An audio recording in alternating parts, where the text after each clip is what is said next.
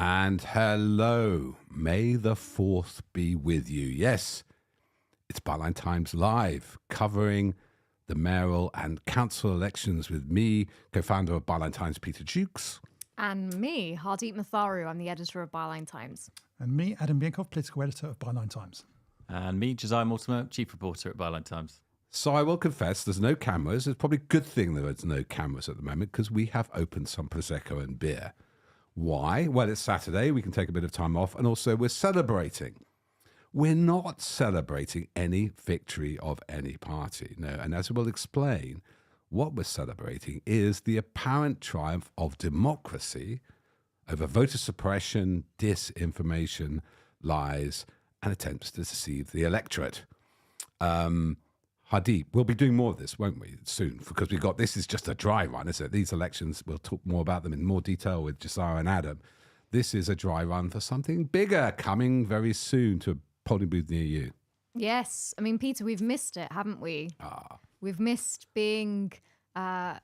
talking to our readers and our supporters and everybody who loves Byline Times and what we do.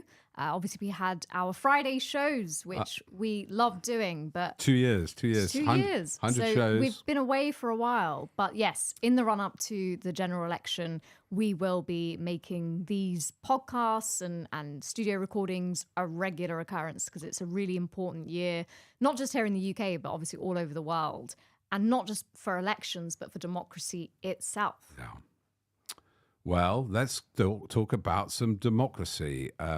Let's go to our political editor, Adam, first. I just say, by the way, this is all funded by your subscriptions to Byline Times, our monthly newspaper, found in all good shops now since we stopped the TV show.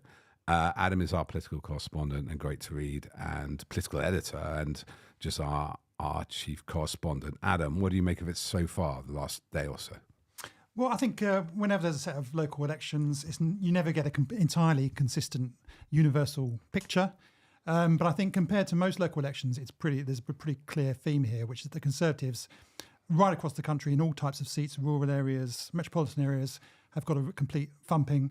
Of course, there's always going to be some exceptions, and there are parts of the country where the Conservatives did less badly than in other parts of the country. Some of the swings against the party in some of their mayoral seats have been lower. In London, Sadiq Khan looks like he's on course to win, but by less of a swing than in some other parts of the country that Labour have seen. So it's not a complete universal picture, but it's undoubtedly the case that what the main picture that is painted from these elections is that the opinion polls that we've been seeing over the last year are broadly right.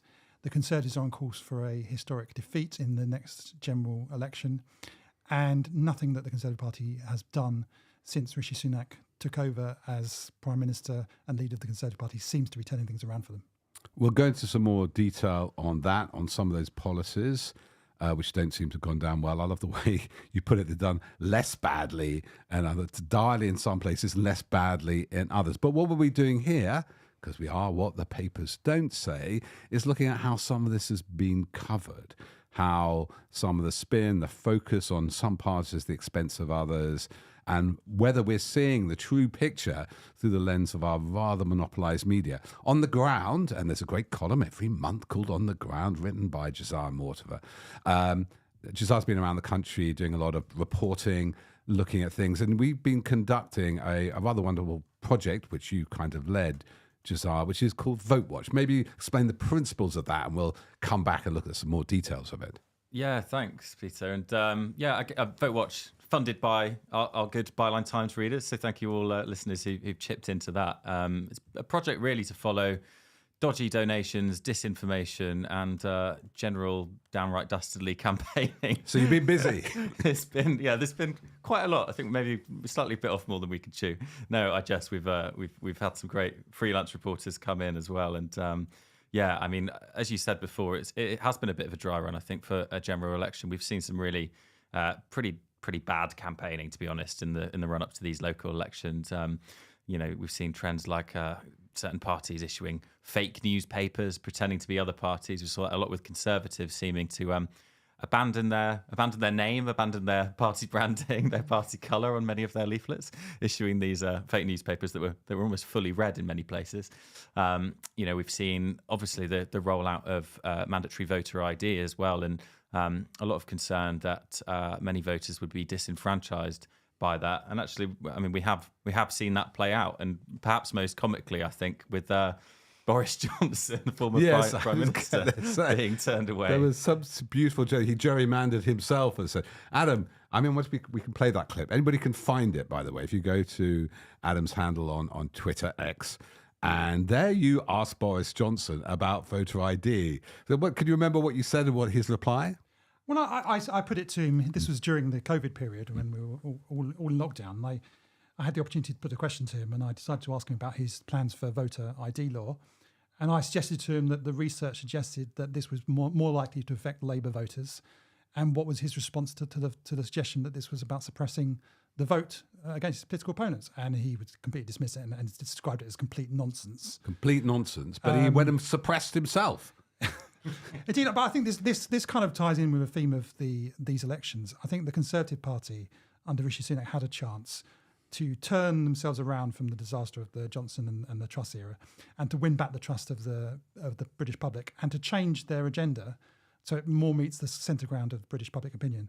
And instead of doing that, they've tried to do things like introducing voter ID law, changing the voting system in London, all these kinds of essentially what are just kind of tricks to try and... Changing it so you no longer have second preferences is a one. Tricks to win the general election, rather than actually trying to change what they're offering the country. And I think we've seen that as well in the way that they've responded to these results.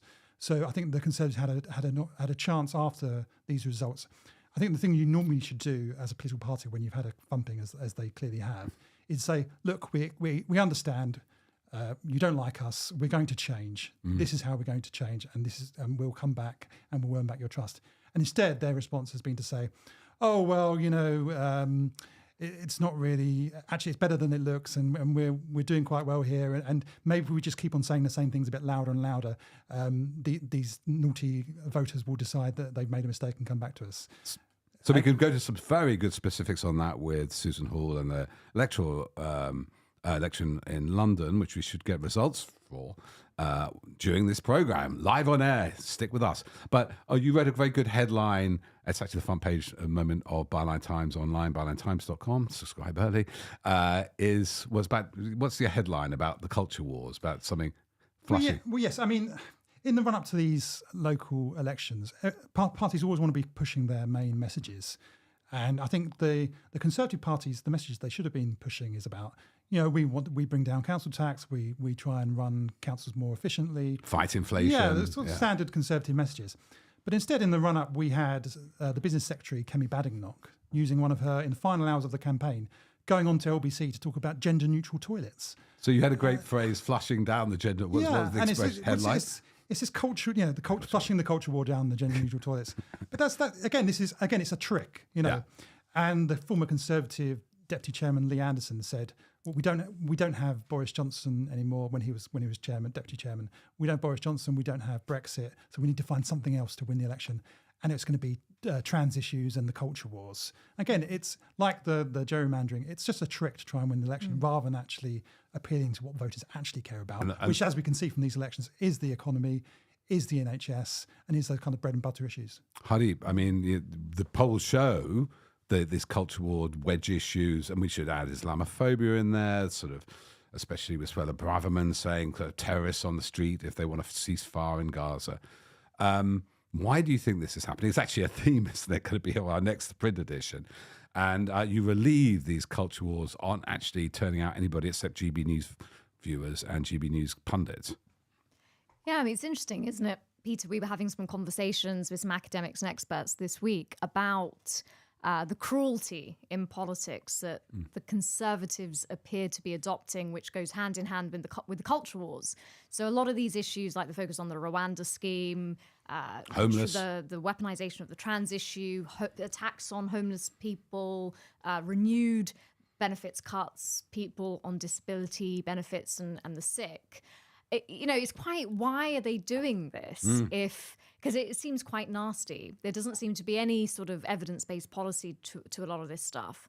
And as Adam says, it doesn't go in any way towards fixing what is the priority for most people, which is the economy. But that's exactly why they're doing it, because you can't now, after 14 years, just suddenly pull something out of the bag and tell people that their incomes and their livelihoods are going to be significantly better. I mean, you can try and convince them of that, but if you've got nothing to back that up, there is nothing there, as Lee Anderson hinted to. So then you have to go to these issues. But I think it's actually backfiring, because it's not just sort of mentioning these kind of culturally emotive issues.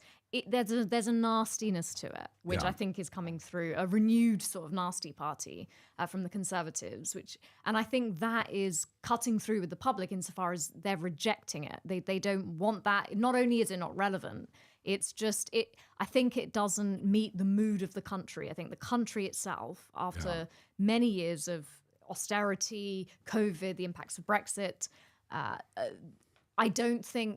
think people are in a really bad position, and I think people have some knowledge and empathy of other people who are struggling in society. And I think the combination of playing politics with democracy, introducing voter ID and all this stuff, combined with this cruelty in culture wars, is just they're not reading the mood of the country. And so I think that's really interesting for how that bodes for the general election. So Adam has this great phrase for it, vice signaling, that you signal this cruelty. And I won't give away the headline of our next edition. A lot of this is taken from America and Liz Truss's great backers in the Heritage Foundation, and Steve Bannon and things like that. And we spoke to this academic, we'll have it in the paper, like a political scientist, Brian Klass, who writes a brilliant Substack, almost as good as ours and Adam's. And he said two things, really, that does play in America, this kind of cruelty, because it's a socially more antagonistic environment. He's an American, lives in the UK, and is amazed, like during COVID, how people clap for carers. It's not that kind of civil society. And much more polarized. And I'm just wondering, Adam, that's a sort of miscalculation, the vice signaling they're doing, because your polling shows people don't like it here. Yeah, I think it is a direct attempt to import the political culture from the US, and it isn't working. We did some polling this week on the planned changes to disability and welfare and to long-term sick.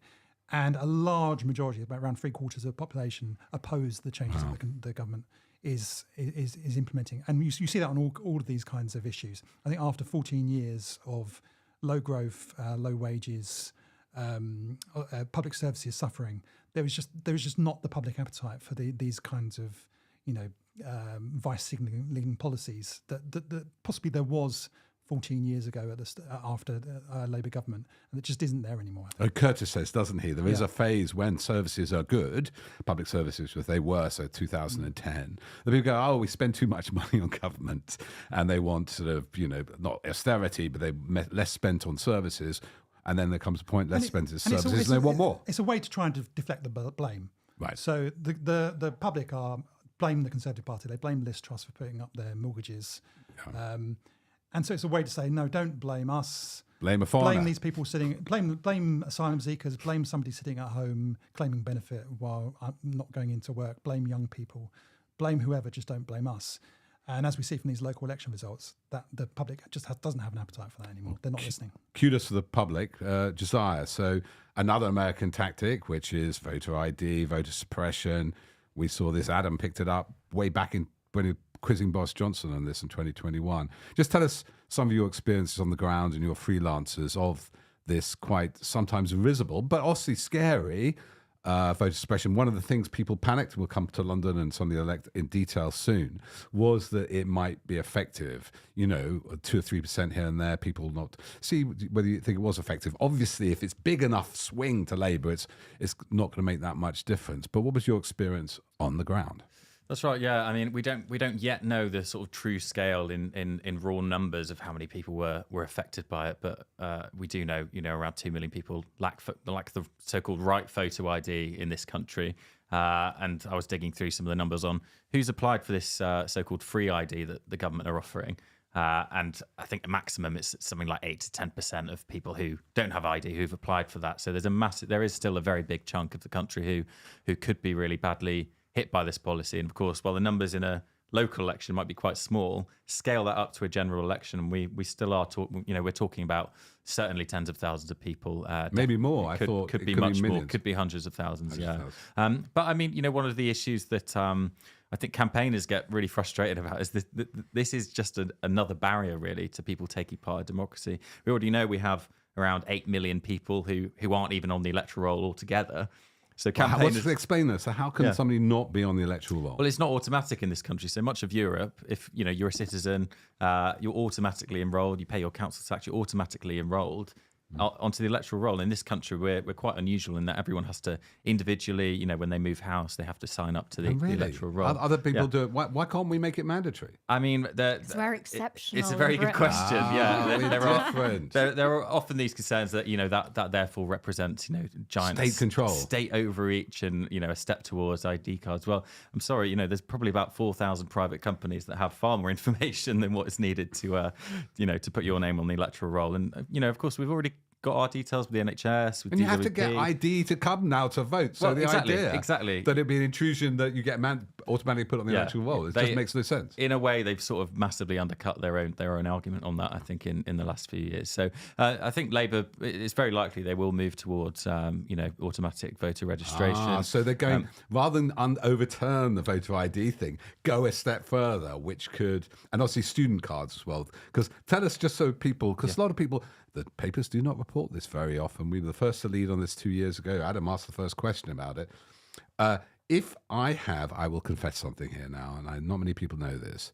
I have an over 60s rail card, right? I can get on the tube. I'm like, I'm over 60. Nobody believes that. I know it's amazing, especially when it's sound only. And that's acceptable, yeah, isn't it? I can turn up. I actually use my driving license with my TfL 60s rail card, yeah? Yeah. But if I was a student rail card, no. Yeah, it's there's lots of these bizarre anomalies, and actually, we've seen a lot of people, justifiably complaining about the lack of acceptable IDs for young people in the ID list. Well, this past few days we've seen things like army veterans and NHS staff. Their ID is not being accepted. Even press cards, which are issued by and accepted by police authorities in this country, people being turned away for that. So I think it's sort of journalists. You don't want journalists voting. Come on. Of course, we wouldn't vote anyway. We're impartial. No, but So I think it's really opened people's eyes a little bit just to how really shoddily this was rolled out. And I think before it was sort of a suspicion really that this was just a way of suppressing the votes. And I think there was a certain part of that. But I do think if that was the intention, it really could be backfiring. This was what Jacob Rees-Mogg suggested, I think it was a year or so ago, is that he essentially admitted as a member of the Boris Johnson government that this was an attempt to suppress the vote. But he called it gerrymandering, which is moving. Yeah, but he's not the smartest tool in the box, we understood what he was getting at. But he was saying that it was backfired, and it was largely Conservative voters who are being affected. We don't know that's the case because we haven't got the data on that, but clearly, Conservative MPs are being affected. There's a Conservative MP, for God is two. And a former Conservative Prime Minister has been affected by it. So it's not clear that it has had that impact. But of course, we've seen what's happened in London. It's just estimates just come in now. It looks like Sadiq Khan has won by 10 points, which is roughly what some of the polls were saying, although YouGov was much higher. Had it been much closer, as they feared, you could have put it down to that. It could have come down to a handful of votes in a handful of constituencies. And for the sake of cutting down on a problem, in-person voter fraud, which is virtually non-existent. There's one prosecution in 10 years or so, 5 years. So I think, whether or not what the political intention of it was, it clearly is causing far more problems than they'd ever been caused by the previous situation in terms of people trying to steal the vote. Yeah, we had, as part of our Vote Watch coverage, we've had a great run of stories in the last 24 hours. They're all available on our website, bylinetimes.com. So please do go and have a look at them, because Josiah, Adam, and a great set of freelance journalists have been reporting on various issues. But I think it was, for me, summed up in an article we published last night, which got at some of the absurdities and inconsistencies of introducing a new policy from scratch, which is always going to have teething problems, to say the least. But again, this point about the problem it's meant to solve, stopping voter fraud. And we had this example of, ironically for us, in a nice way, a Telegraph columnist's wife who uses her maiden name and her marital name are different. And As it often is. as often happens, and they therefore didn't match. I think. Oh, on the card or her ID. And her ID. Right. And she was told by a polling station that they'd need to see her marriage certificate. And so she did. She went and got her marriage certificate. She came back and she was able to vote. But we managed to speak to her husband, the Telegraph columnist, who kind of summed it up with, "It's just bonkers." It's just bonkers. And his wife was told when she went back to the polling station, she kind of raised her concerns, and they said, well, we're going to put those forward to the individual that's coming round to check on how this is all going today in terms of voter ID. And the official, when they found out, reportedly said, "Oh, another one," which I think just was a great bit of simple on-the-ground journalism. And then there were in the same article, there was an example of another person who's at a completely different polling station with this same discrepancy between the marital name and the maiden name, but they were able to vote without their marriage certificate. So this is being applied inconsistently. It just seems like a very odd thing to introduce. I think in the middle of it everything. comes back to something broader. A problem with the government is that people don't expect much from politicians, but they do expect them to make their lives better and to make things easier. And not to actually create problems where there wasn't a problem in the first place. Like Brexit border checks. Exactly. And I think this is a real good example of where that's happened, where there wasn't really a significant problem with voter fraud. I mean, where voter fraud does exist, it's been in postal voting. But that wasn't touched initially by this scheme. So it's just something that's made life harder for people. It's made more people disenfranchised. It's discouraged people from actually turning up to vote in the first Well, that's place. the thing. It's the deterrent effect. America is not that people turn up, get turned away. Is they think they'll get turned away, isn't it? Yeah, And and then it we goes- don't know. Yeah, and it goes back to what Adam was saying about these cultural war currents coming in, or the attempts to bring them in from the United States. And again, voter suppression. The government, the Johnson government, and certainly the ones afterwards, but the Johnson government, I think they were looking to America Absolutely. and looking at these tactics in terms of our democracy and what it is, and changing it. And I think that is something of concern. I think it's good that we're highlighting it, because it's not just about these sort of the state that the Conservatives are leading the country in after 14 years. It's a legacy of changing our democracy in these ways, playing politics with democracy, which, you'd hope that would be solved perhaps by a new administration. But you don't know if that changes the political fabric more fundamentally. Yeah, and I think another thing that illustrates that is, so often when supporters of, for example, a change to proportional representation for voting in Westminster elections, they've always been told, that's not a bread and butter issue by people on the right. People care about jobs and their taxes instead. Of course, what did the Conservatives do over the past few years? They changed the voting system without any referendum, without any consultation for mayoral and PCC elections. So you explain they changed them from proportional to a first past the post system. Basically, before people used to be able to cast a second preference. So if your first didn't have enough support, then your second choice would be taken instead. And what that allowed in practice really was for people to vote pretty much always for who they fully supported, or so that they might. For example, a Green voter might put Green 1 and then Sadiq Khan 2 in London. Those people now, it's basically a two-horse race really for all these elections. And I think that is why, for example, you've seen during this election, Sadiq Khan team, well, A, panicking because they think, Green and Lib Dem voters would have perhaps cost them the election. You see this sort of mentality. But also asking Green and Lib Dem voters to lend Labour their votes. Which they appear to have done, yeah. But it does mean, voters, they do turn up at the ballot box and they have to think very tactically, strategically, and sometimes hold their nose to who they to vote for, who they don't exactly want to support. But you make a very, very good point. I remember the AV campaign debate over that in 2011. Dominic Cummings came to the fore. That was his big thing, along with Matthew Elliott. And they say you can't change the voting system. But the Tories have set this precedent. They have unilaterally in their own parliament got rid of fixed-term parliaments. Just on that aspect, another element we've been looking at Vote Watch is data trawling. We must point out not only Liz Truss share a platform with the co-founder of Cambridge Analytica, famous for data trawling and micro-targeting and bots and all that. Steve Bannon. Sorry, I think I've got to get to the end of who that person was. He was advisor to Boris Johnson and actually met up with the Foreign Office, Cambridge Analytica advisor. And Donald Trump's chief strategist. So those kind of tactics we've seen online, a lot of bots, a lot of sort of some dirty data scores, explain a bit what's going on with all these weird polls online, Josiah. Yeah. Well, Adam's covered a fair bit of this as well, but you do see these sort of surveys from your local Conservative representative, which once you get about 20 questions in, you realise, hang on, I think this might be not just a usual questionnaire from a pollster, but we are seeing these sorts of tactics. I do think part of it is. They've massively upped the spending limit, for example, for elections in the UK. They actually doubled the spending limit for local and mayoral elections about a month to go before the elections began. Again, one of these precedents of not really consulting with anyone else before ramming through these sorts of changes.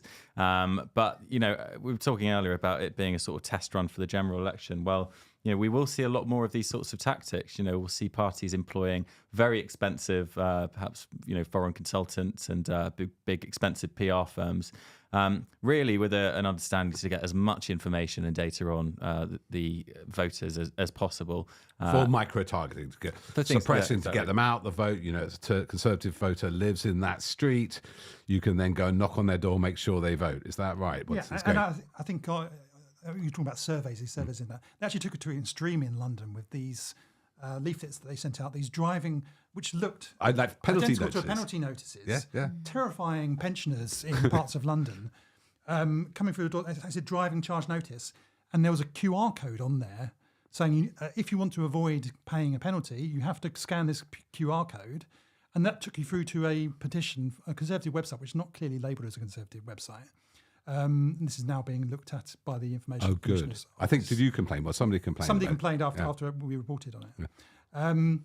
And that's particularly worrying because that's just outright lies. Well, you're and data alarming harvesting. people. You're impersonating official notice, aren't Yes. you? And the Sadiq Khan team have put in a complaint to try to get a police investigation into that. Investigation. I'm not sure that's actually going to happen, but these kinds of tactics, it's kind of an extension of what we saw in the Brexit referendum. Absolutely. When there was if you just keep on repeating the same lie, then it has an impact. It doesn't seem to have worked in London. But that's the interesting But thing. it's obviously on a much smaller scale than what we saw during Brexit. Though it's a drive-on, and let's remember, because I was part of the case against Cambridge Analytica, the great Facebook hack. I was hacked by this. It was called This Is Your Digital Life, 2015.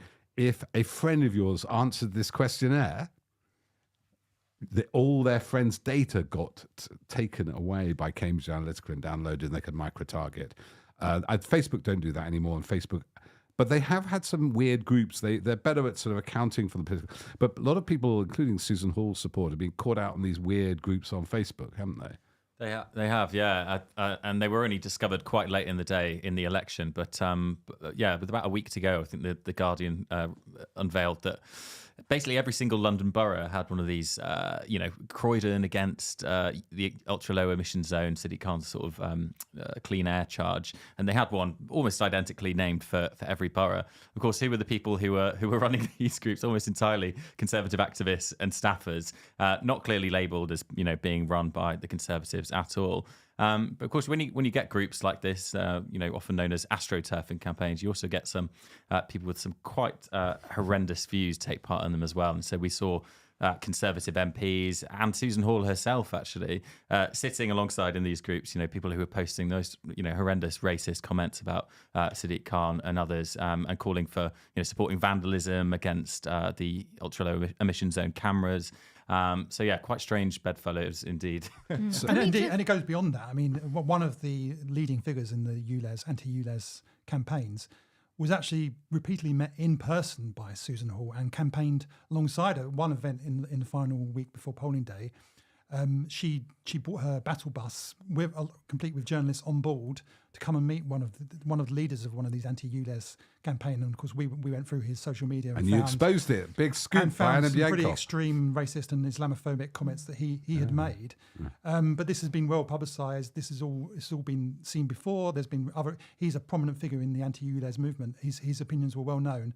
But the Conservative Party and Susan Hall didn't seem to mind and were quite happy to be associated with him and to literally embrace him on the eve of the election. Wow. You talked about, Adam, the Information Commissioner's Office, which is relating to data.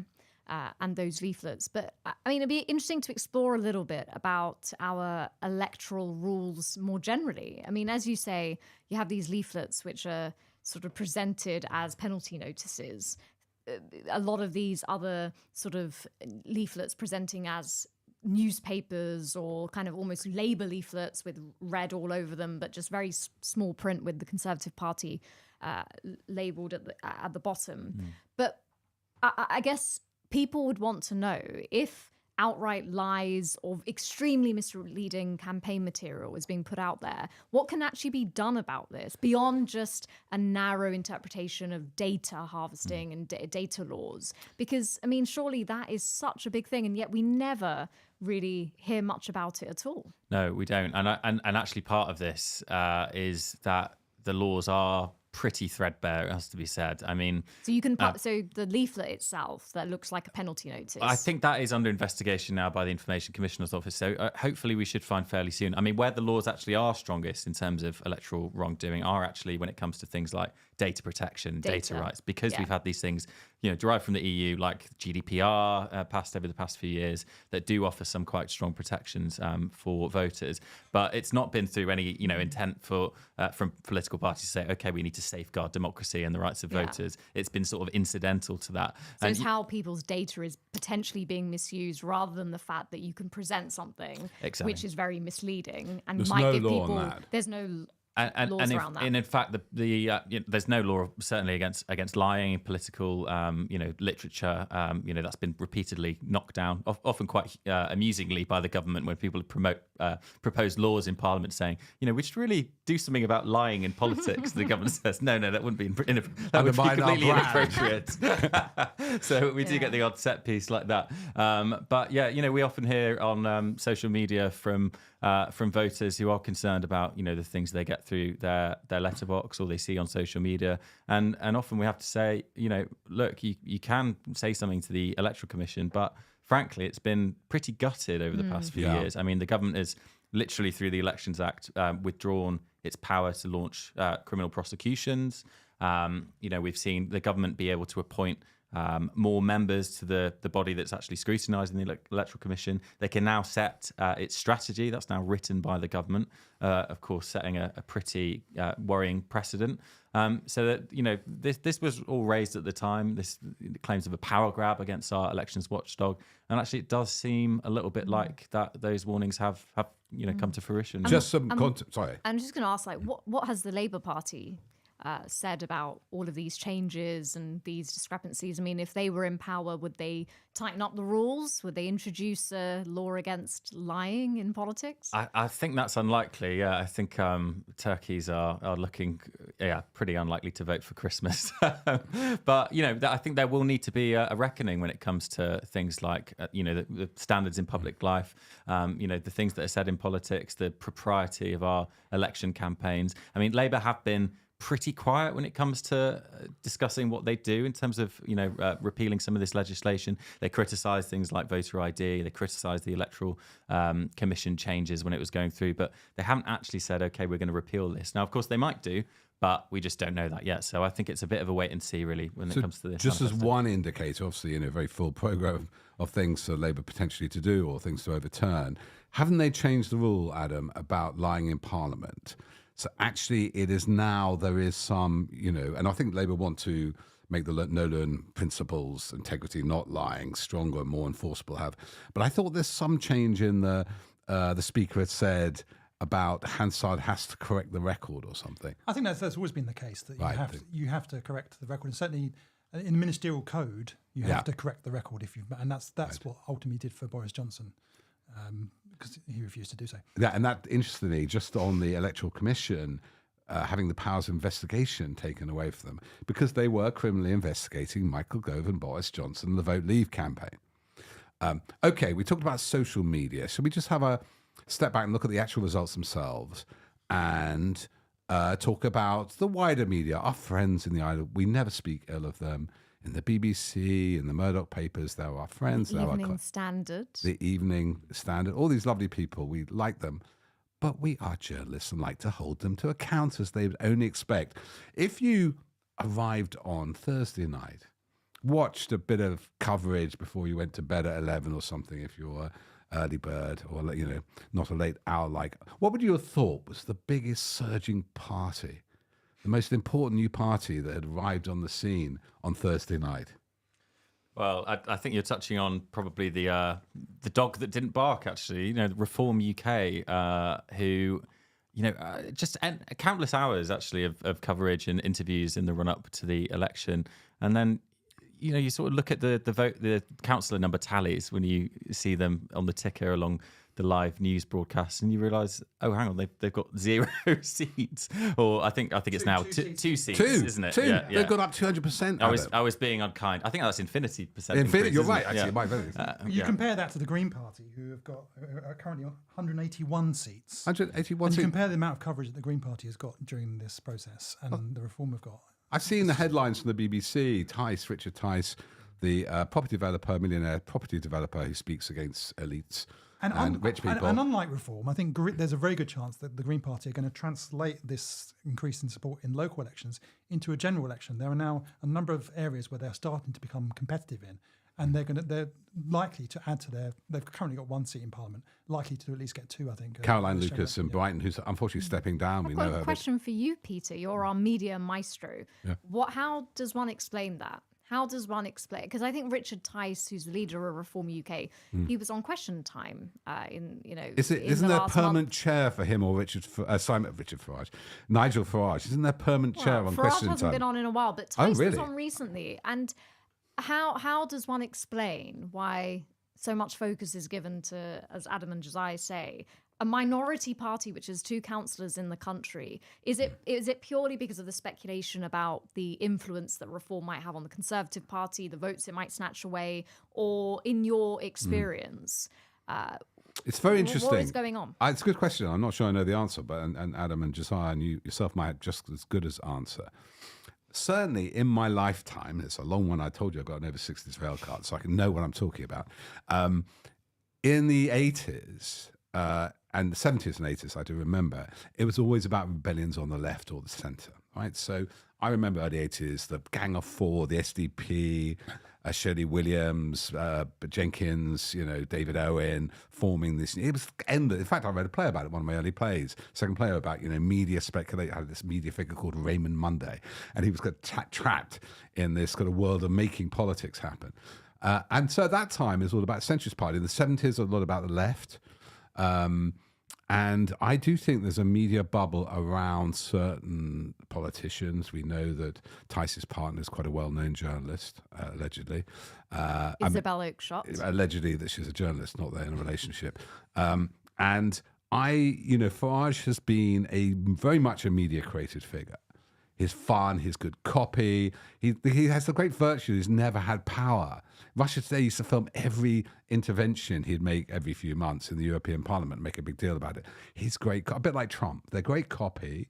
They keep, and what if you're a right-wing journalist, or rather a journalist who inevitably is working on the right wing of the media, what's your game? How do you get conservatives to pay attention to you? Well, I've got somebody worse. I've got somebody to the right of you.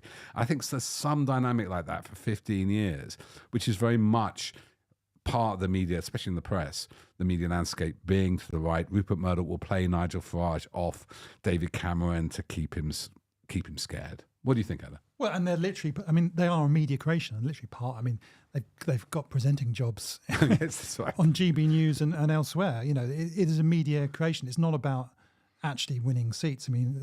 Nigel Farage has been very successful politically in terms of the Brexit vote and in terms of the amount of attention he's got for his politics and in pushing the Conservative Party to the right. But he's never won a seat in Parliament. I think he's lost 7 elections, I think it is. And Reform are highly unlikely to win any seats in the general election. They won 2 councillors across the entire country yesterday. Yet the BBC's headline, this is quoting Tice, we are now the main opposition to Labour. Well, it's just simply untrue, as we can see from the results. The main opposition to a Labour government is probably going to be the Conservatives, but the main opposition to winning anti-Conservative votes at the moment is the Lib Dems and it is the Greens. It is not Reform.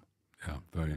And actually, I think a lot of this is about media figures trying to effectively create stories, create hype, and I think, the sort of legacy of UKIP's surge, there is a feeling that, well, that must translate into support for reform. But actually, reform's performance in this week's local elections has been far lower than what they've actually been polling. So whereas you see, the Greens get very little coverage whatsoever, polling about, 6-7% nationally, but outperforming that in many parts of the country. In fact, Adam touched on the Greens perhaps winning a couple more seats in the general election.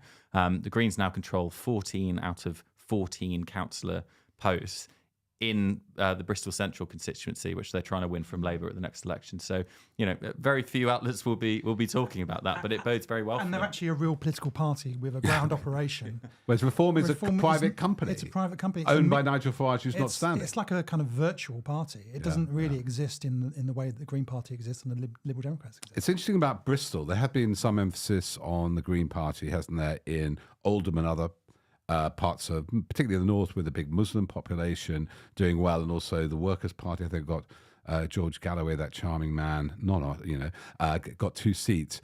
Has this been a big factor? Just to explain to people, there has been disappointment for many people in Muslim areas who supported Labour, that Labour have been tame on calling a ceasefire in Gaza, seen to be supporting the Israeli government over the Palestinians. Is this a big factor, or is it a temporary thing? I think Keir Starmer's initial response to events in Gaza was quite weak, actually, and I think he could have taken a more nuanced position at the time. And I think particularly his comments in one interview, which suggested that Israel had a right to cut off water from Gaza, went down incredibly badly in not just in Muslim communities, but among many people across the country. And it does seem to have had an impact in the elections. I think from Labour's perspective, where it's had an impact has tended to be in areas where Labour are incredibly strong already. Right. So they've gone backwards in communities where they tend to be very safe seats. So I think it's unlikely to make an impact at the general election. However, I think it does point towards potential problems for the party further down the line in government, and not just among Muslim voters. We'll see what happens with that, and whether the party can win back Muslim voters. But I think also just on the left, I think once Labour is in government, there are going to be people who, on the left, younger voters who are going to be looking for things to change, and who are going to end up being quite disappointed with Labour government not going as far as they would like on certain issues. We've seen Starmer rowing back in some areas. Well, we've seen a bit with Galloway, who we've sometimes had some run-ins with in some of our coverage of his electioneering he wasn't too happy with. He's been quite prominent, Galloway, who is old school, was in the Labour Party, got expelled by Blair. It's quite prominent. And also Novara, a fellow independent media company. We love them, but they're slightly more politically aligned than we are, interviewing him. And Owen Jones saying, don't vote Labour, is creating you can see already in embryo, can't you, a kind of form of opposition, especially around the issue of Gaza and yes, and Israel. I think where that the kind of split is going to happen is actually with the Green Party. I think that's the most likely. Galloway's a bit of a strange one in that he's often painted as being on the hard left. I think he's almost going to the hard right. His mates with Steve Bannon. He hugged Steve Bannon when Theresa May in interviews ousted. that he's done recently. He's talked a lot, anti-gay sentiment, hard right, anti-immigration. Yes, it's kind of he's on GP News quite a lot. We used to be on Russia Today permanently. Yeah, he's kind of. I mean, I think there's always been an element of that with his politics, but he's definitely kind of leaning into that at the moment. Yeah. Can we talk a bit about media in London? So we had. So the projections are that Labour's Sadiq Khan's won a third term as London mayor, but I mean there was a lot of sort of speculation rife on social media and from correspondents at the BBC in the last 24 hours that the mayoral election in the capital was much, much closer. I mean, Adam, can you unpick a little bit about some of the narratives that were emerging and why you think that was the case? So it's always very hard to poll mayoral elections. And there was YouGov, who actually previously had quite a good record in London, did put out some opinion polls suggesting that Sadiq Khan would win by something like 22 points. I think he's won by about 11 points now. The worry in the Sadiq Khan team was that there was going to be a complacency and that people wouldn't bother to turn out to vote for him. So they've been saying right from the start. In fact, I went to his Sadiq Khan's campaign launch, and I think in his speech at the beginning, he said this is going to be the closest ever election. So they stuck to that position all along. I think what changed in the last 24 hours is that we had these quite sort of amateurish briefings from the Conservative Party and the Susan Hall campaign. In fact, one of the briefings that was being repeated by journalists last night was that they were utterly convinced that Susan Hall had won the London mayoral election. But at this point, by the way, the ballot box had not been opened to be counted.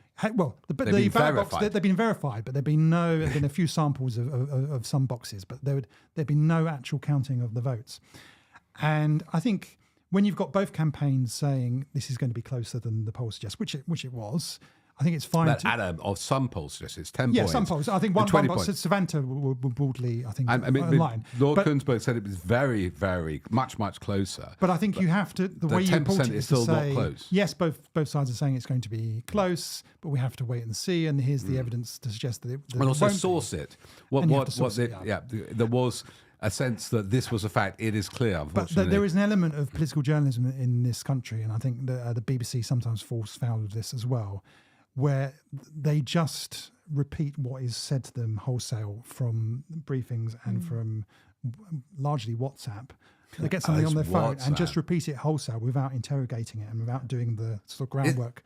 It's really interesting, the WhatsApp thing. Is that because they want to be first? Because if you query it, you'll get the scoop. It's, I'm hearing, if this, by the way, and this also happened, do you remember, about Johnson getting 100 votes for coming back on the leadership?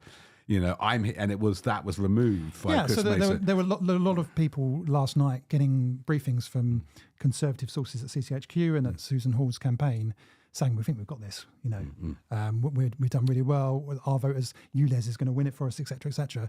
And it just simply wasn't the case. Actually, Sadiq Khan's vote has gone up significantly, not just in London, but right across the capital, in Uxbridge, actually, where the party, where I think ULEZ did have an impact at the Uxbridge by-election last year, and the party suffered because of that. That was prior to ULEZ being implemented. Sadiq Khan's vote actually went up in these mayoral elections. So I think, as a political journalist, you have to kind of interrogate some of these briefings. Sometimes it's fine to pass on what these sources are saying, but you shouldn't just repeat it as fact and without interrogating it. And should you source it? Yeah. And can we look a little bit at the London Evening Standard, which is kind of the capital's local newspaper. I mean, traditionally. Which capital? Moscow's or? Well, This capital. well, Sorry, it's owned by used to be owned by by- Alexander Lebedev, former KGB chief, station But chief it's in London. a free sheet that's handed out, been through many iterations over the years. Adam, can you take us through a little bit about how did the paper position itself politically during the campaign, especially in the last week? And what does that tell us, again, about the sort of more structural forces which underpin the political media coverage that we get? I mean, I think the Evening Standard tells us a lot about how sort of media has changed, not just in London, I think across the country. The first mayoral election that I covered was in 2008. You must have been a lad then. And I was. And and back then, there was, it was a major force and it had a real impact on the campaign. They, under their then correspondent, Andrew Gilligan, they led essentially a campaign against Ken Livingstone. Who's the government advisor still, Andrew Gilligan, is paid by the government. He is, yes, accusing Ken Livingstone of cronyism.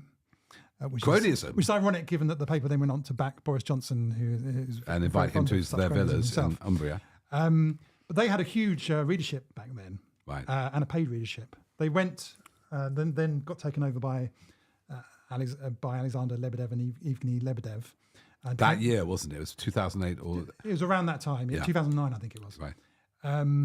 And became a free sheet. And their audience has gradually reduced now. It's a fraction of what it was back then. Their influence has also completely reduced. Since they backed Boris Johnson in both of the London mayoral elections that he won, since then they've backed the Conservative candidate. Backed two losers, three losers. In the final week, it looked like they were going to back the Conservative candidate. They had a whole paper devoted to attacking Khan on crime.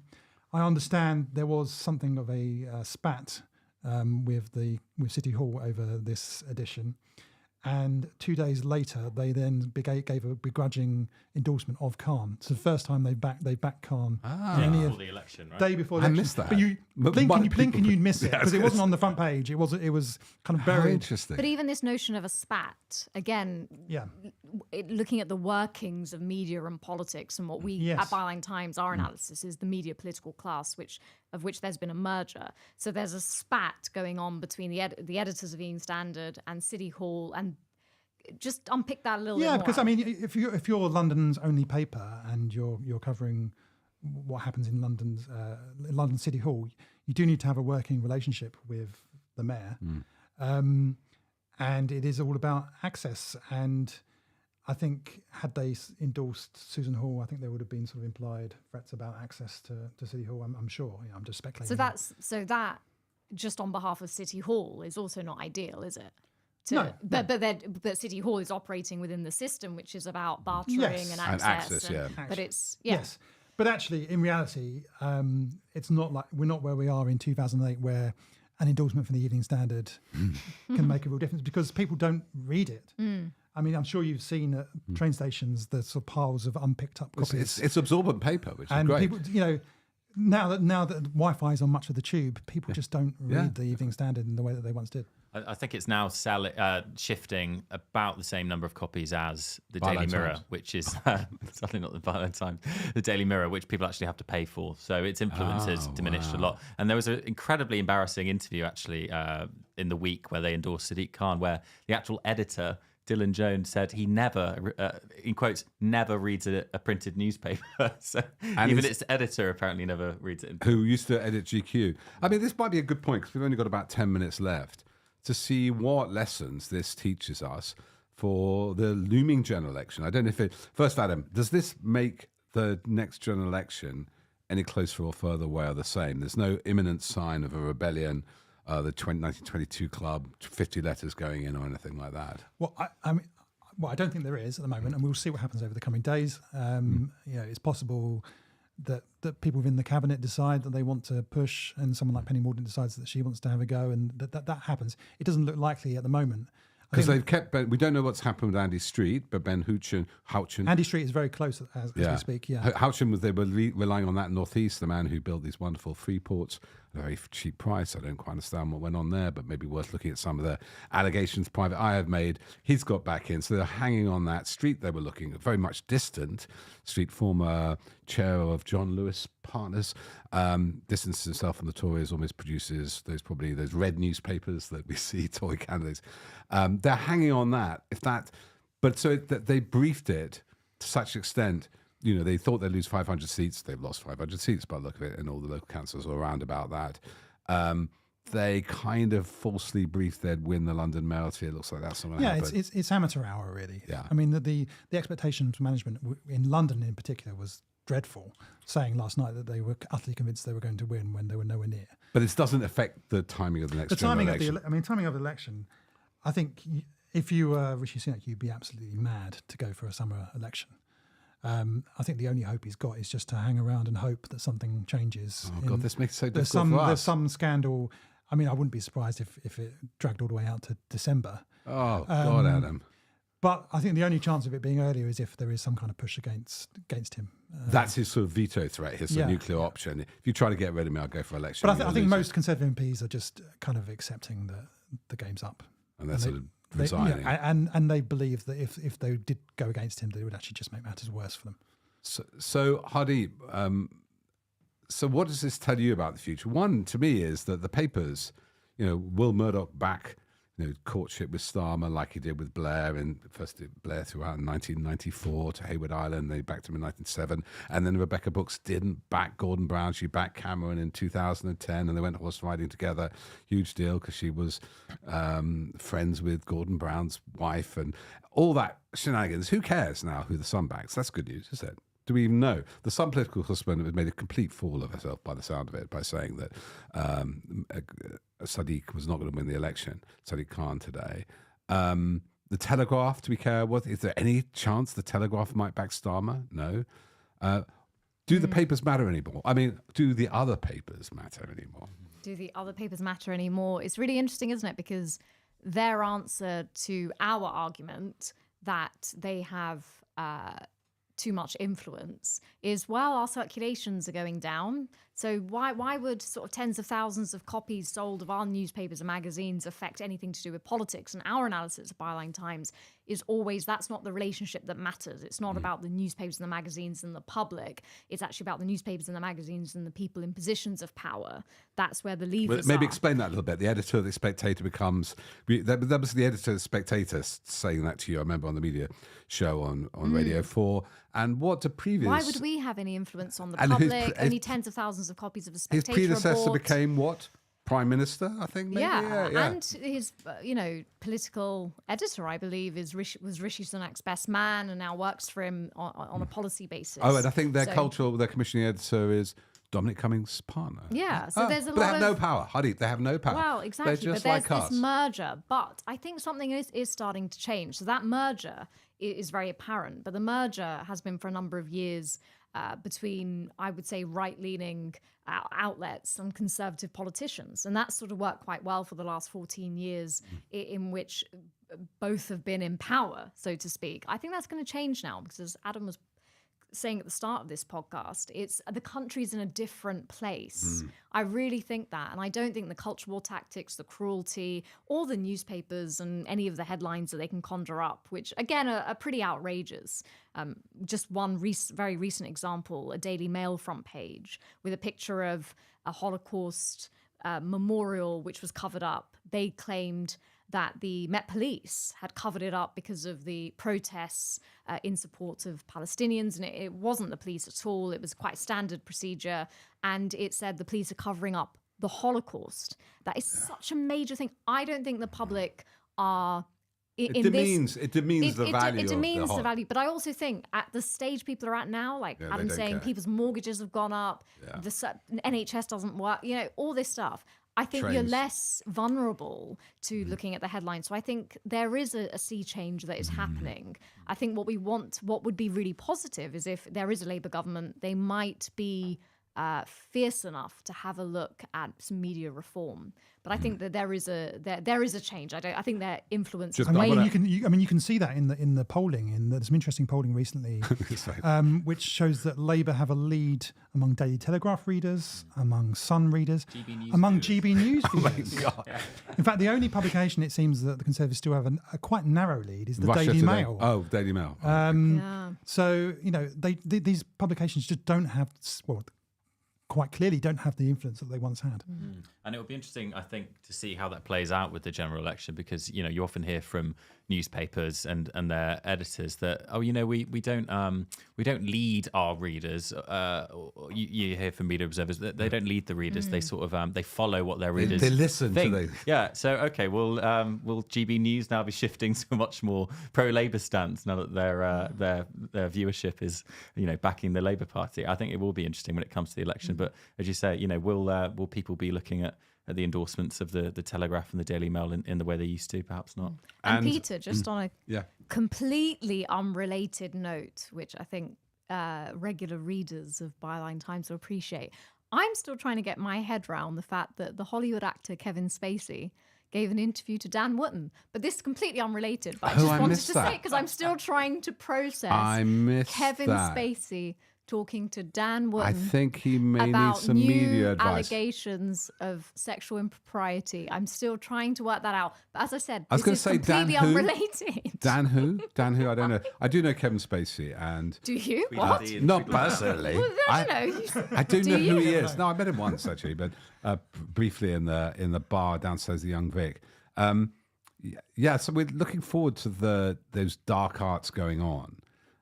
It doesn't seem like they are taking root, but it gives us a lot of work to keep on eyes on it. I am just thinking about the time. We better sort of wrap up now. So my final thoughts are this I am celebrating. That's why probably my thoughts are fading a bit, because we've had lots of late nights, and now this rather nice pink Prosecco has just hit my head. That the British people do amaze me, and I will say that I celebrated the fact that Theresa May won the leadership over Boris Johnson, right? And Andrea Leadsom. Why? Because I thought, though she's Conservative, I didn't agree with Brexit, she might do a better job, definitely, than Boris Johnson. And I rued the day when he took over the leadership, because what it would do to the Conservative Party, let alone to democracy. So I think we can celebrate, without being party political, the triumph of truth over lies, of people going and getting their marriage certificates over voting suppression, and the Evening Standard being absorbent. What's your final thoughts on this and what it bodes for the next election, Josiah?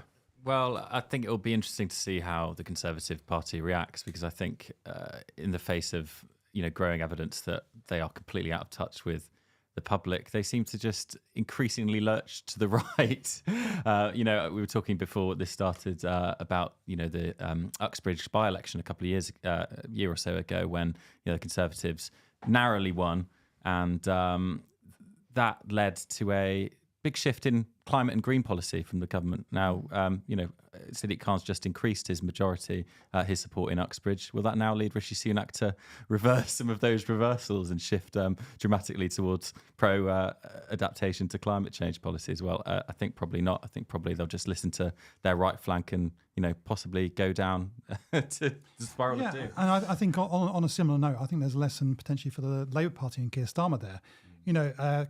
Sadiq Khan pushed ahead with ULEZ despite huge opposition, not just from the Conservative Party, not just from much of the press, but also from the Labour leadership. Keir Starmer, before the Uxbridge by-election, came out against the policy. He pushed ahead with it because he believed it was the right idea. He believed that children in London, where the lungs were being stunted, the growth of the lungs was being stunted, that people were breathing dirty air. He pushed ahead with that policy despite people warning that he could not win a third term. He stuck to his principles on that, and he's been completely vindicated. His vote has gone up from 2021. And I think there's a lesson for Keir Starmer there. I think when he came under similar pressure from the press and from the Conservative Party on his £28 billion Green pledge, he ultimately folded on that. I didn't believe at the time that he should have done. I don't believe he needed to. And I think sometimes in politics you do need to take a principled stand, and you do need to stick to what you believe in. And ultimately, I think when voters see you doing that, I think you can be rewarded for it. Hardeep? Yeah, I think it's going to be a really interesting year. I think we're going to have, in the run-up to the general election, a lot more of these tactics that we are documenting through our Vote Watch project. We're going to see a lot more of that playing out. It concerns me. I mean, I think there is some positivity in that the public is rejecting the tactics. I'm not talking about which political party is the master of those tactics. I'm saying they're rejecting the tactics of division and, racially motivated rhetoric and all that sort of thing. But it does worry. What worries me within all of this is that you do have these leaflets that are looking like penalty notices. You do have people who are not mentioning the Conservative Party on any of their campaigning material and trying to get votes. You do have a former deputy chair of the Conservative Party saying that the Muslim London mayor, who represents Labour, has handed the city to Islamists. Yeah. There is something, and I think that is going to continue these sorts of tactics in the run to the general election. And even if the general election does see a change of government, I feel like there's an undercurrent here that we always need to be on our guard with, because, and we can't get complacent about it, because it is alarming that these sort of tactics are being used. Brexit unleashed them, and I think they're going to go run and run. And I think it's going to be a really interesting era in politics, not only because of the government might change and we might get some improvements in some areas, it could also unleash some quite extreme politics in other areas. And I think, it'd be really interesting. And just on that note, I mean, Vote Watch is our major project for this year at Byline Times. We're really, really grateful for everybody who is chipping in to help fund it. Our only motivation is to catalogue all of these instances in which we feel democracy is potentially being warped, and we'll keep doing that from an independent stance. And so, if anyone's interested, please go to our website. There's a Vote Watch investigations tab, and send in any concerns or things that you see, because journalism at its best is being the eyes and ears of the public, and that's what we're trying to do. We're not serving any master apart from our readers and the public, and democracy. And in that, we are very much dependent on you, your support for our newspaper, your subscriptions, your tracking of, there's a form that Josiah set up, your tracking of voter suppression techniques and dirty data and dodgy techniques. These go back, of course, as we first documented, to Brexit, where xenophobia, data gathering, and all these dark arts came to the fore. But before then, the dark arts of the newspaper. And hopefully, knowledge is inoculation. Daylight is the best disinfectant. We'll be disinfecting and shining torches in these dark corners for the next few months ahead. And meanwhile, from the clean air of central London, our studio in Southwark, thank you very much, Josiah. Thanks very much. And you, Adam, thanks for coming. Thank you. And Hardeep, thank you. Thank you. Adam used to juggle. I was going to say that. I'm sorry, Adam. I know, we just discovered. Exclusive, breaking news. That's our scoop today. Adam Bienkov is a secret juggler. And on that news, we have to close the show. And we look very much forward to, we'll have some cameras there next time. You'll be able to see Adam juggling. And we will do more regular shows on this spot, Byline Times Live, and also put it out on podcasts. Thanks for listening, and speak to you again very, very soon.